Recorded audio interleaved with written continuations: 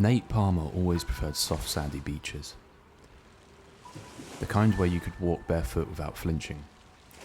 But in the small coastal town of Hallows Reach, the only beaches you can find are covered in smooth stones that dig deep into your feet with every step. He winced as he walked across the shore that morning, flip-flops in one hand, towel slung over his shoulder. The sun had just risen, casting a hazy orange glow over the sea. The beach was empty, quiet, like it always was this time of year. Nate wasn't there for the scenery.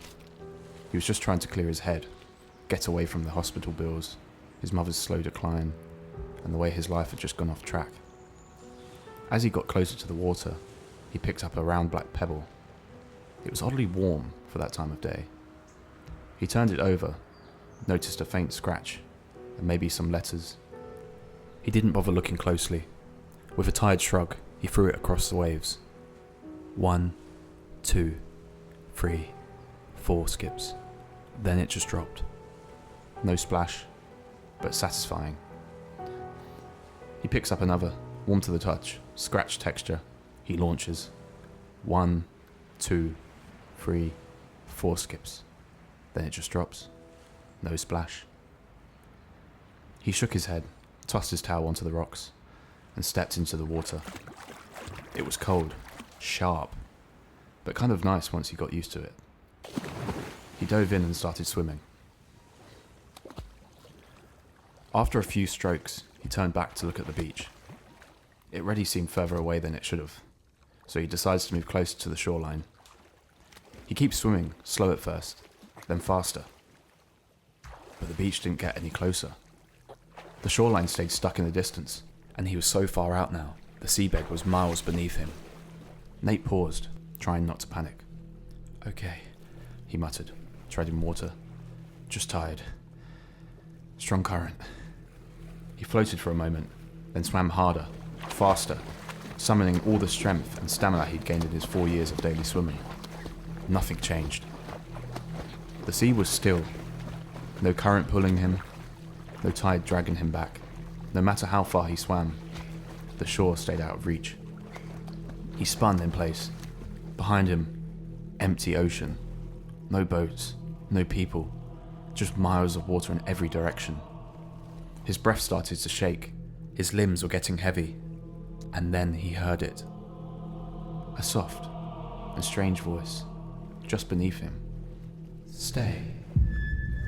He kicked hard, heart racing. There was no one there, but he was sure he saw something in the water. Faces.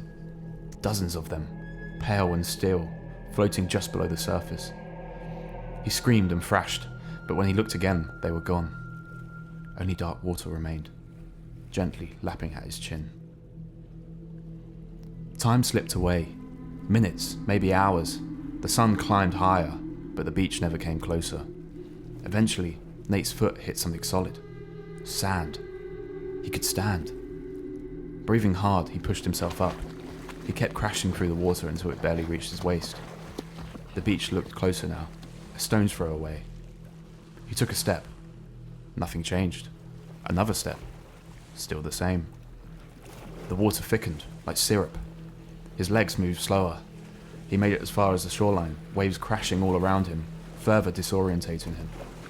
He started to run, but the beach didn't move, not even a little. And then he tripped, fell forward, hands hitting something hard and round beneath the surface. Pebbles. Dozens of them, just like the ones he'd thrown earlier. He picked one up. It was smooth, black, still warm, covered in seaweed. He rinsed it off in the waves. This time, he reads it. Michael T., 1998. His hands shook. He grabbed another.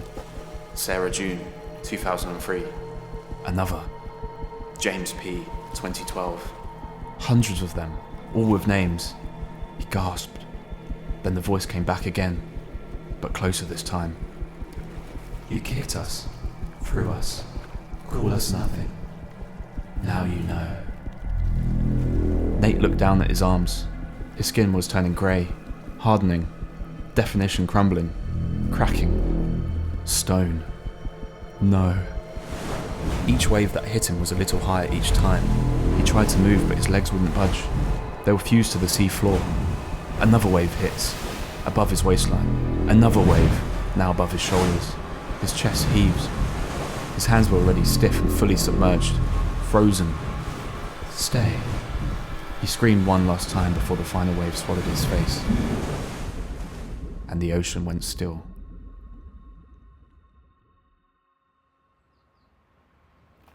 A week later, a girl in a yellow sundress walked along the same stony beach. She didn't like it much, too rough on the feet, but she was bored and wanted some fresh air. She picked up a black pebble. It felt warm in her hand. There was something freshly carved into it. Nate Palmer, 2025. She just tossed it across the water. 1, 2, 3, 4 skips, and then it sank. No splash.